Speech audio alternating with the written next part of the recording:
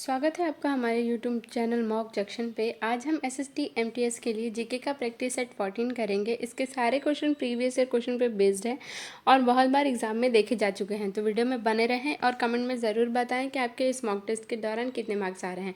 Video शुरू करने से पहले आप हमारे चैनल मॉक जंक्शन को लाइक करें, सब्सक्राइब करें और सपोर्ट करें। और इन सारे वीडियो के PDF पाने के लिए हमारे टेलीग्राम चैनल मॉक जंक्शन को, जिसका लिंक डिस्क्रिप्शन में हो, उसे ज़रूर ज्वाइन करें। तो चलिए आगे बढ़ते हैं।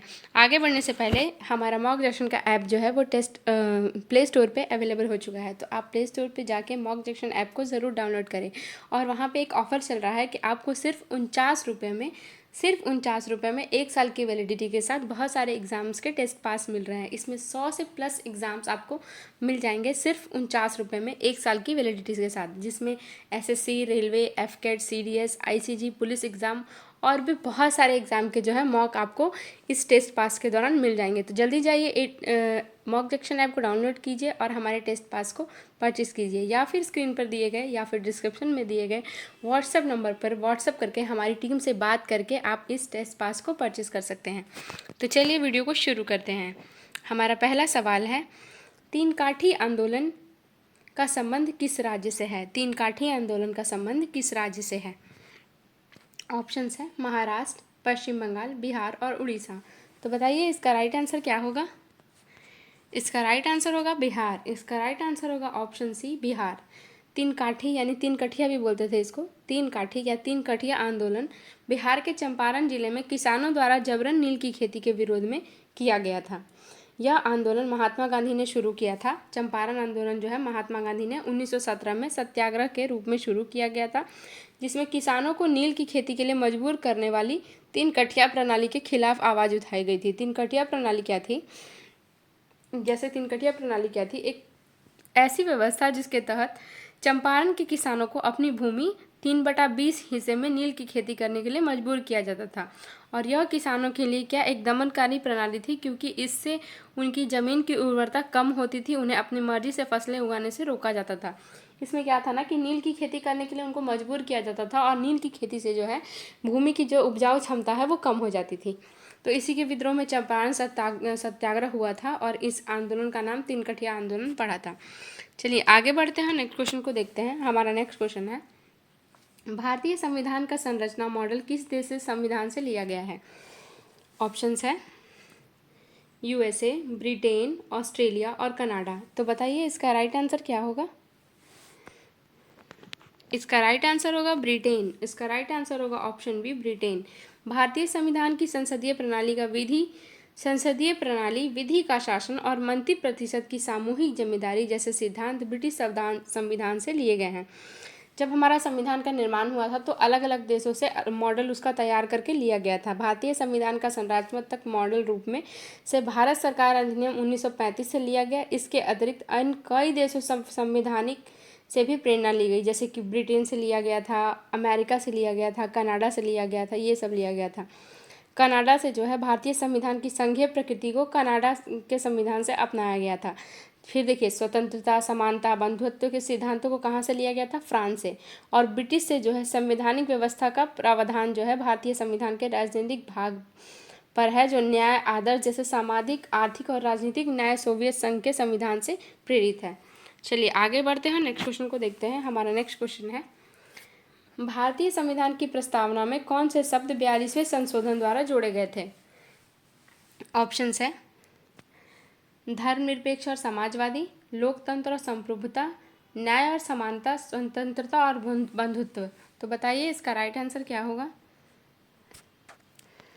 इसका राइट आंसर होगा धर्मनिरपेक्ष और समाजवादी। इसका राइट आंसर होगा ऑप्शन ए, धर्मनिरपेक्ष और समाजवादी।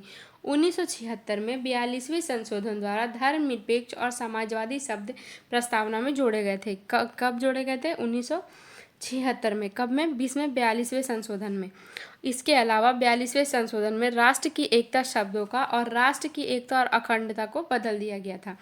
इसमें राष्ट्र की एकता जो पहले शब्द था उसको क्या कर दिया था? राष्ट्र की एकता और अखंडता कर दिया गया था। कभी? 42वें संशोधन में ही।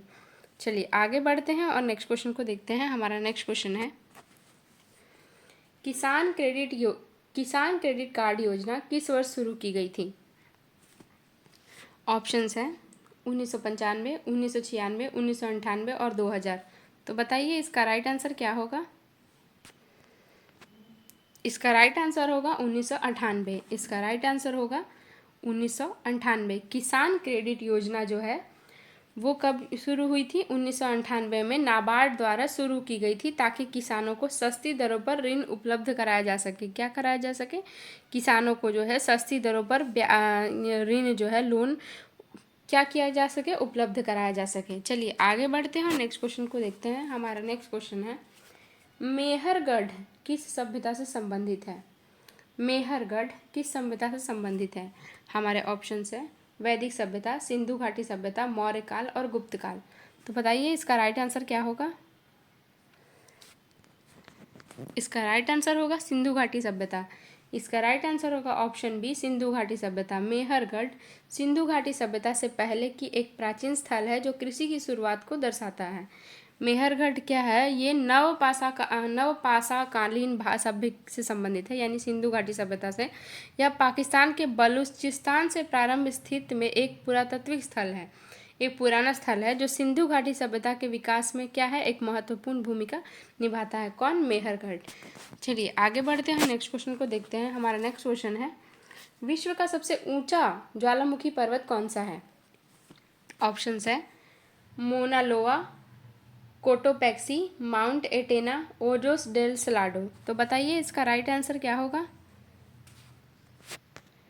इसका राइट आंसर होगा ओजोस डेल सलाडो। इसका राइट आंसर होगा option D, Ojos del Salado. Ojos del Salado Andes पर्वतमाला में स्थित है और यह दुनिया का सबसे ऊंचा सक्रिय ज्वालामुखी है। दुनिया का जो है सबसे ऊंचा ज्वालामुखी पर्वत ओजोस डेल सलाडो है, जो अर्जेंटीना और चिली की सीमा पर एडिज पर्वतमाला में स्थित है।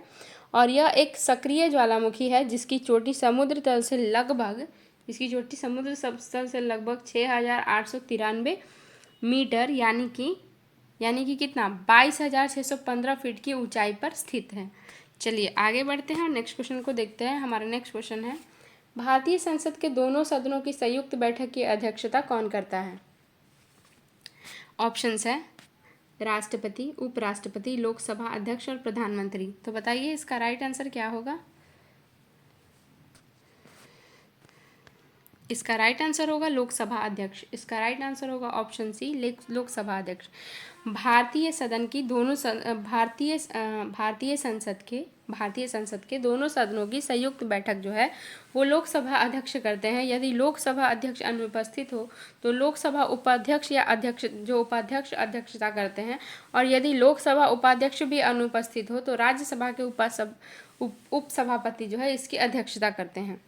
चलिए आगे बढ़ते हैं और नेक्स्ट क्वेश्चन को देखते हैं। हमारा नेक्स्ट क्वेश्चन है, गांधी जी का पहला सत्याग्रह भारत में कहाँ हुआ था?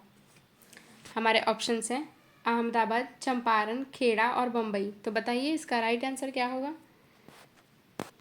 इसका राइट आंसर होगा चंपारण। इसका राइट आंसर होगा ऑप्शन बी, चंपारण। गांधी जी का पहला सत्याग्रह जो है 1917 में बिहार के चंपारण जिले में नील किसानों के शोषण के खिलाफ अपनाया सत्याग्रह था, जिसमें जैसा कि पिछले क्वेश्चन में मैं बता चुकी हूँ कि इसमें क्या है, विद्रोह हुआ था ब्रिटिश शासन के खिलाफ। किसानों ने इसका विद्रोह किया था। किसानों से 3/20 हिस्सा जमीन पे ज़बरदस्ती नील की खेती करवाई जाती थी और नील की खेती से जो है भूमि की उपजाऊ क्षमता जो है कम हो जाती थी। चलिए आगे बढ़ते हैं, नेक्स्ट क्वेश्चन को देखते हैं। हमारा नेक्स्ट क्वेश्चन है, असहयोग आंदोलन किस घटना के बाद वापस ले लिया गया था? ऑप्शंस हैं जलियांवाला बाग हत्याकांड, चौरा चौरी हत्याकांड, साइमन कमीशन विरोध और रॉलेट एक्ट। तो बताइए इसका राइट आंसर क्या होगा। इसका राइट आंसर होगा चौरा चौरी कांड। इसका राइट आंसर होगा चौरा चौरी कांड। असहयोग आंदोलन जो है वो चौरा चौरी घटना के बाद वापस ले लिया गया था।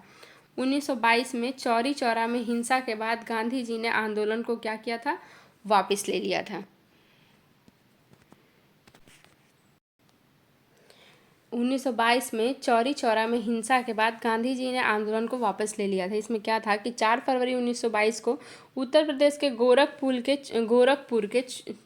गोरखपुर जिले में चौरी चौरा नामक स्थान था, जिसमें हिंसक की भीड़ ने ब्रिटिश पुलिस पर हमला किया और एक पुलिस स्टेशन में आग लगा दी, जिसमें 22 पुलिसकर्मी जो है मारे गए थे। महात्मा गांधी को अहिंसा में विश्वास रखते थे, इस घटना से बहुत आहत हुए और उन्होंने 12 फरवरी 1922 को असहयोग आंदोलन को वापस लेने का फैसला किया।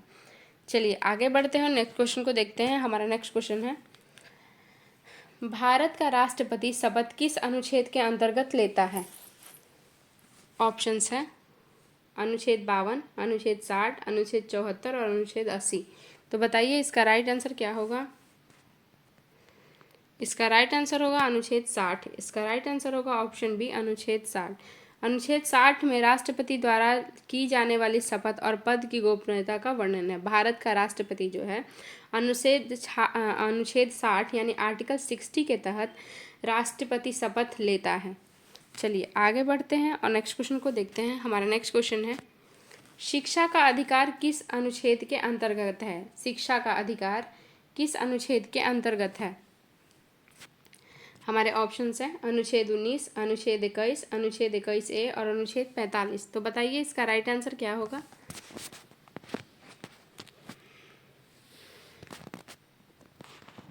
इसका राइट आंसर होगा अनुच्छेद 21A। इसका राइट आंसर होगा ऑप्शन सी, अनुच्छेद 21A। 86वें संशोधन 2002 के तहत अनुच्छेद 21A को जोड़ा गया, जो 6 से 14 वर्ष के बच्चों को मुफ्त और अनिवार्य शिक्षा का अधिकार देता है। शिक्षा का अधिकार जिसे शिक्षा का अधिकार अधिनियम RTE भी कहा जाता है, जिसे शिक्षा का अधिकार अधिनियम RTE यानी राइट टू एजुकेशन भी कहा जाता है, भारतीय संविधान के अनुच्छेद 21A यानी 21A 21 के ए के अंतर्गत आता है और यह अधिनियम 6 से 14 वर्ष के आयु के बच्चों को मुफ्त और अनिवार्य शिक्षा प्रदान करने की क्या करता है? सुविधा देता है। अनुच्छेद 21A जो है वो भारत के 86वें यानी 86वें संविधान संशोधन अधिनियम द्वारा 2002 के संविधान में शामिल किया गया था और यह संशोधन ने शिक्षा को एक मौलिक अधिकार बना दिया, जिससे यह सुनिश्चित किया गया कि हर बच्चे को मुफ्त और अनिवार्य शिक्षा मिले। चलिए आगे बढ़ते हैं और नेक्स्ट क्वेश्चन को देखते हैं। हमारा नेक्स्ट क्वेश्चन है, डिवाइड एंड रूल की नीति किस ब्रिटिश वायसराय ने अपनाई थी? ऑप्शंस है लॉर्ड डलहौजी। हमारे ऑप्शंस है Lord Dalhousie, Lord Curzon, Lord Minto और लॉर्ड डफरिन। तो बताइए इसका राइट आंसर क्या होगा? इसका राइट आंसर होगा लॉर्ड मिंटो। इसका राइट आंसर होगा option C, Lord Minto. Lord Minto के समय 1909 का मार्ले मिंटो सुधार आया, जिसके अलग निर्वाचन की व्यवस्था की गई और यही डिवाइड एंड रूल की शुरुआत मानी जाती है। डिवाइड एंड रूल का मतलब क्या था? डिवाइड एंड रूल का मतलब क्या था कि ब्रिटिश सरकार जो है लोगों के बीच, इसका हिंदी मीनिंग था फूट डालो और शासन करो की नीति। मतलब ब्रिटिश सरकार जो है लोगों के बीच फूट डालती थी, उनके धर्म को लेके, उनके जात को लेके, और जो है अपना शासन चलाती थी। चलिए आगे बढ़ते हैं, नेक्स्ट क्वेश्चन को देखते हैं। हमारा नेक्स्ट क्वेश्चन है कांग्रेस अधिवेशन पहली बार वंदे मातरम कब गाया गया था? कांग्रेस अधिवेशन में पहली बार वंदे मातरम कब गाया गया था? हमारे ऑप्शंस हैं 1885, 1896, 1905 और 1911। तो बताइए इसका राइट आंसर क्या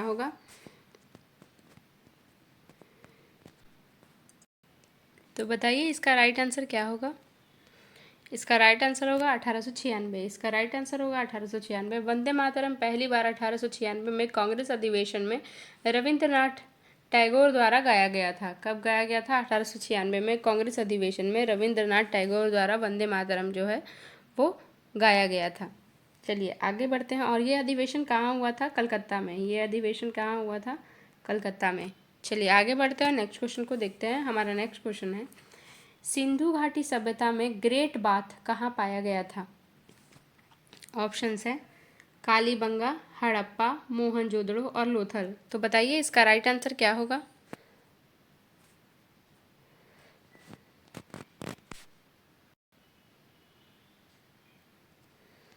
इसका राइट आंसर होगा मोहनजोदड़ो। इसका राइट आंसर होगा ऑप्शन सी, मोहनजोदड़ो। मोहनजोदड़ो में द ग्रेट बाथ एक विशेष स्नानघर था जो समाज में धार्मिक और सामाजिक महत्व को दर्शाता था। सिंधु घाटी सभ्यता में ग्रेट बाथ यानी विशाल स्नानघर मोहनजोदड़ो में पाया गया था।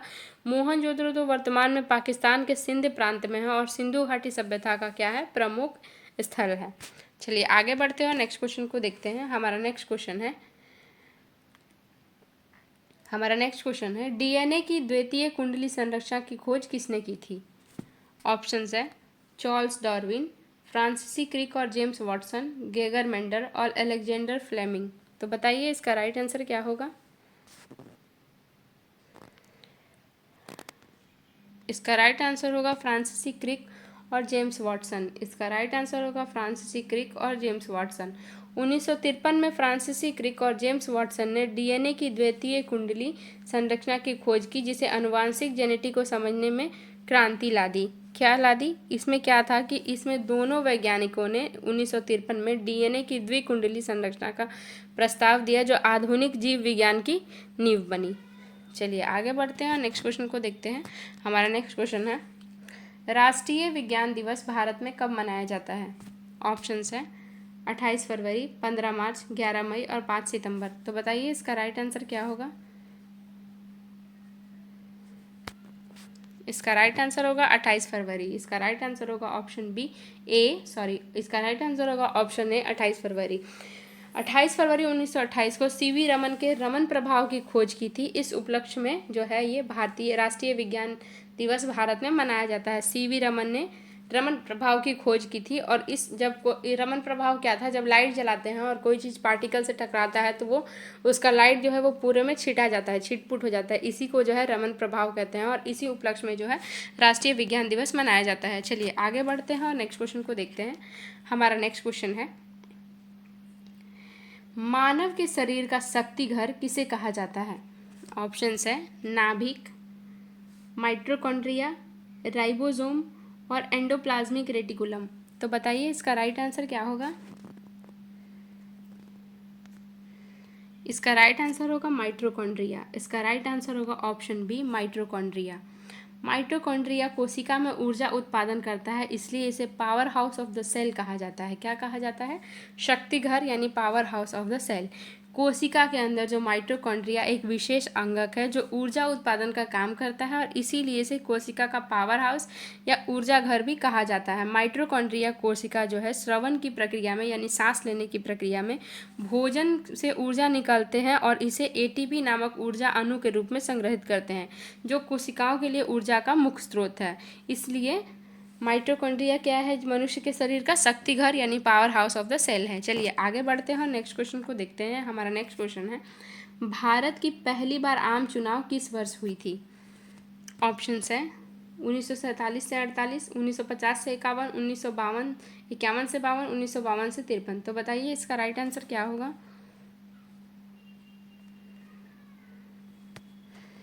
इसका राइट आंसर होगा 1951 से 52। इसका राइट आंसर होगा ऑप्शन सी 1951 से 52। भारत में पहली बार आम चुनाव 1951 से 52 में हुई थी, जिसमें लोकसभा को और राज्यसभा विधानसभाओं के लिए मतदान हुआ था। जिसमें क्या हुआ था? लोकसभा और राज्यसभा विधानसभाओं के लिए मतदान हुआ था पहली बार जब भारत में आम चुनाव हुई थी। तो चलिए आगे बढ़ते हैं, नेक्स्ट क्वेश्चन को देखते हैं। हमारा नेक्स्ट क्वेश्चन है अंतर्राष्ट्रीय मुद्रा कोष यानी IMF का मुख्य उद्देश्य क्या है? इंटरनेशनल मॉनेटरी फंड का मुख्य उद्देश्य क्या है? ऑप्शंस है शिक्षा प्रसार, जलवायु परिवर्तन से निपटना, वैश्विक वित्तीय स्थिरता और कृषि विकास। तो बताइए इसका राइट आंसर क्या होगा?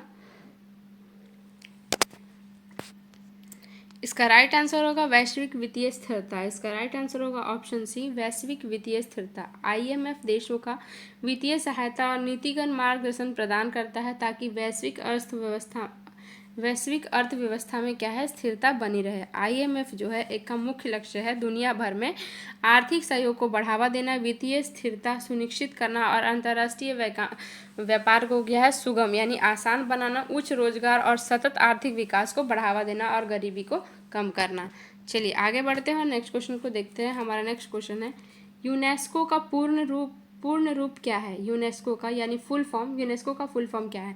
हम लोग बहुत सारे क्वेश्चन में देख रहे हैं ना कि ये जगह यूनेस्को की विश्व धरोहर स्थल है, ये जगह यूनेस्को की विश्व धरोहर स्थल है। तो यूनेस्को का फुल फॉर्म क्या है पूछ रहा है। ऑप्शन है united nation educational and scientific counselling, united nation economic and social organisation, united nation educational scientific and cultural organisation, united nation energy security and coordination office. तो बताइए इसका राइट आंसर क्या होगा। इसका राइट आंसर होगा united nation educational scientific and cultural organisation. इसका right answer होगा option C, united nations educational scientific and cultural organisation. UNESCO एक संयुक्त राष्ट्र की एजेंसी है जो शिक्षा, विज्ञान, सांस्कृतिक और संचार के क्षेत्रों में अंतर्राष्ट्रीय सहयोग देने का बढ़ावा करती है। तो इसका पूरा नाम हिंदी में क्या होगा, संयुक्त राष्ट्र शैक्षिक, विज्ञान और सांस्कृतिक संगठन। चलिए आगे बढ़ते हैं, नेक्स्ट क्वेश्चन को देखते हैं। हमारा नेक्स्ट क्वेश्चन है, भाभा परमाणु अनुसंधान केंद्र का मुख्यालय कहाँ स्थित है, जिसे BARC कहा जाता है। भाभा यानी भाभा एटॉमिक रिसर्च सेंटर का मुख्यालय कहाँ है। ऑप्शन है चेन्नई, हैदराबाद, मुंबई और बेंगलुरु। तो बताइए इसका राइट आंसर क्या होगा। इसका राइट आंसर होगा मुंबई। इसका राइट आंसर होगा option B, Mumbai. Bhabha atomic research centre जो है मुंबई के ट्रॉम्बे में स्थित है। कहाँ स्थित है, मुंबई के ट्रॉम्बे में स्थित है। क्या, भाभा एटॉमिक रिसर्च। BARC की स्थापना 1954 में की गई थी और यह परमाणु अनुसंधान की अग्रणी का संस्था है। इसका मुख्यालय मुंबई में स्थित है। कहाँ पे, ट्रॉम्बे में। चलिए आगे बढ़ते हैं, नेक्स्ट क्वेश्चन को देखते हैं। हमारा नेक्स्ट क्वेश्चन है, माई एक्सपेरिमेंट विथ ट्रूथ किसकी आत्मकथा है। ऑप्शंस हैं महात्मा गांधी, भगत सिंह, राजेंद्र प्रसाद और बाल गंगाधर तिलक। तो बताइए इसका राइट आंसर क्या होगा। इसका राइट आंसर होगा महात्मा गांधी। इसका राइट आंसर होगा option A, Mahatma Gandhi. An autobiography और the story of my experiment with truth Mahatma Gandhi की आत्मकथा है जो उनके जीवन और सिद्धांतों को दर्शाती है। द एक्सपेरिमेंट विथ ट्रूथ जो है वो महात्मा गांधी की आत्मकथा है जो महात्मा गांधी के जीवन और सिद्धांतों को दर्शाती है। यह किताब गांधी जी ने अपनी आत्मकथा के रूप में लिखी थी, जिसमें उन्होंने अपने जीवन के अनुभव, सिद्धांतों और सत्य, अहिंसा और सवनीय अवज्ञा के प्रयोगों के बारे में बताया था। यह पुस्तक जो है 1925 से 1929 तक उनकी पत्रिका नवजीवन की साप्ताहिक किस्तों में प्रकाशित हुई थी। चलिए आगे बढ़ते हैं, नेक्स्ट क्वेश्चन को देखते हैं। हमारा नेक्स्ट क्वेश्चन है, इसरो की स्थापना किस वर्ष हुई थी। ऑप्शंस हैं 1959, 1969, 1975 और 1984। तो बताइए इसका राइट आंसर क्या होगा। इसका राइट आंसर होगा 1969। इसका राइट आंसर होगा ऑप्शन बी, 1969। इसरो की स्थापना 15 अगस्त 1969 को की गई थी। इसरो यानी इंडियन स्पेस रिसर्च ऑर्गेनाइजेशन यानी भारतीय अंतरिक्ष अनुसंधान संगठन की स्थापना कहाँ हुई थी, 15 अगस्त 1969 को बेंगलुरु जो कर्नाटक में स्थित है वहाँ पे क्या है, इसकी स्थापना हुई थी। संगठन की शुरुआत में इसरो की शुरुआत भारतीय वैज्ञानिक और इंजीनियर विक्रम साराभाई के नेतृत्व में हुई थी। चलिए आगे बढ़ते हैं, नेक्स्ट क्वेश्चन को देखते हैं। हमारा नेक्स्ट क्वेश्चन है, CSIR का पूरा नाम क्या है। ऑप्शंस हैं हमारे, council of scientific and industrial research, central science and industrial research, centre and scientific international research और council of space and invention research. तो बताइए इसका राइट आंसर क्या होगा। इसका राइट आंसर होगा council of scientific and industrial research. इसका right answer होगा ऑप्शन बी, नहीं सॉरी, इसका राइट आंसर जो होगा वो होगा option A, council of scientific and industrial research. Council of scientific and industrial research जो है भारत का सबसे बड़ा अनुसंधान क्षेत्र का विकास संगठन है, जिसकी स्थापना 1942 में हुई थी और उसका हिंदी में जो नाम है वो है वैज्ञानिक और औद्योगिक अनुसंधान केंद्र। हिंदी में इसका नाम है वैज्ञानिक और औद्योगिक अनुसंधान केंद्र। तो चलिए आगे बढ़ते हैं और नेक्स्ट क्वेश्चन को देखते हैं। हमारा नेक्स्ट क्वेश्चन है और ये हमारा लास्ट क्वेश्चन है, चंद्रयान 3 मिशन किस संगठन द्वारा लॉन्च किया गया था।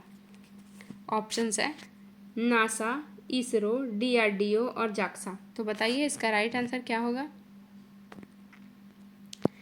इसका राइट आंसर होगा इसरो। इसका राइट आंसर होगा option B, ISRO. Chandrayaan 3 mission ISRO ने 14 जुलाई 2023 को लॉन्च किया गया था और यह चंद्रमा के लिए दक्षिणी ध्रुव पर सफल लैंडिंग करने वाला पहला भारतीय मिशन बना था। क्या बना था, चंद्रयान 3 जो है भारत का तीसरा चंद्र अवशेषण मिशन था, जिसे 14 जुलाई 2023 को श्रीहरिकोटा स्थित सतीश धवन अंतरिक्ष केंद्र में इसरो द्वारा लॉन्च किया गया था और यह मिशन चंद्रमा की सतह पर सॉफ्ट लैंडिंग और रोवर की क्षमताओं का प्रदर्शन करने के लिए किया गया था।